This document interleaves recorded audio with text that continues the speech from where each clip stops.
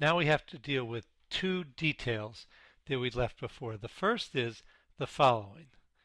The angle of z is not perfectly well defined. It's only defined up to multiples of 2 pi, up to 2n pi.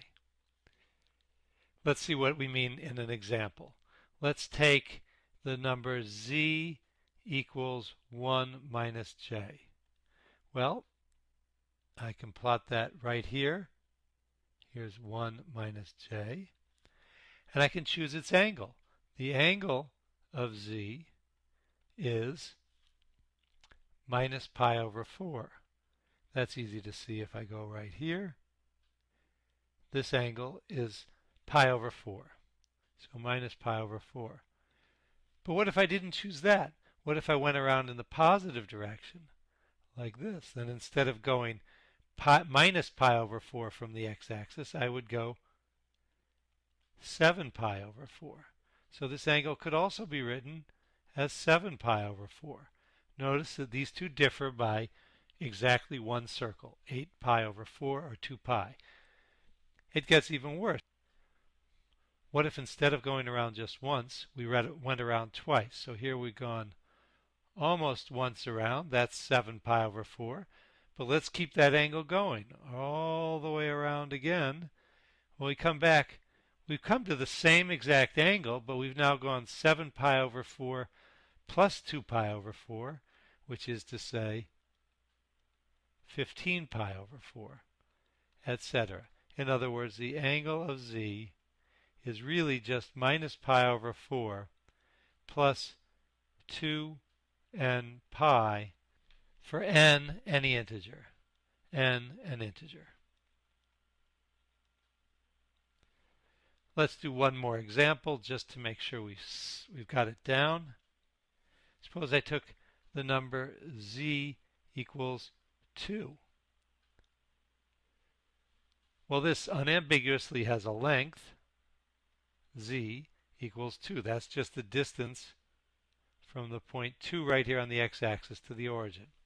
Length is always perfectly well defined. But what about its argument? Angle of z, well, first we'd say it's 0. That's the angle with the x-axis is 0. But what if I go around one whole circle? I can make an angle of 2 pi, and it's the exact same place on the x-axis. Likewise, I could go backwards, minus 2 pi. In fact, I could go any 2n pi. So that's what we said. Your angle of z is only defined up to multiples of 2 pi. Our next detail has to do with tan inverse. We can't really use tan inverse as it is. It's not a well-defined function. We have to consider tan inverse of y over x to be a two-argument function. That is, we're going to be a little bit sloppy. Even though we write it as tan inverse of y over x, we're going to consider it as a function of y and x separately. Let's see an example. Suppose I have the value z equals 1 minus j. All right, allow me to plot that on my axis. Over 1 and down 1, there's 1 minus j. Now, what's its argument? The argument of z is the tan inverse of y, which is minus 1, over 1. Tan inverse of minus 1 over 1 we get is minus pi over 4. And in fact, if you plug that into your calculator, that's exactly what it will give right here. Minus pi over 4. Of course, as we just saw, this is only really defined up to a multiple of 2 pi. So it could be 7 pi over 4, 15 pi over 4, etc.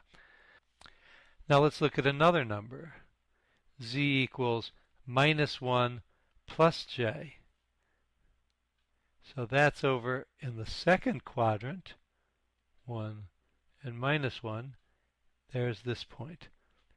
Minus 1 plus j. Now if we look at the angle of this z, we get tan inverse of 1, that's y, over minus 1, that's x. Now compare these two things. If I really plugged either of these into my calculator, they would give me the same answer. That is, it would actually give me minus pi over 4, because my calculator gives me a number between minus pi over 2 and pi over 2. But that's not the angle of z. The angle of z is sitting right here, is 3 pi over 4. So we have to consider this as a different value than tan inverse of minus 1 over. That is, it doesn't depend only on the ratio, but actually on x and y separately, and we'll consider that 3 pi over 4. So we'll continue to write tan inverse of y over x, but what we really mean is the angle of z, or the argument of z, and we just use the tan inverse as a shorthand. This convention allows us to take tan inverse of 1 over 0.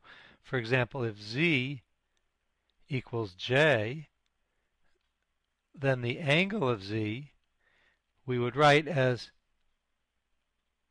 tan inverse of 1, that's the y, over 0, that's the x.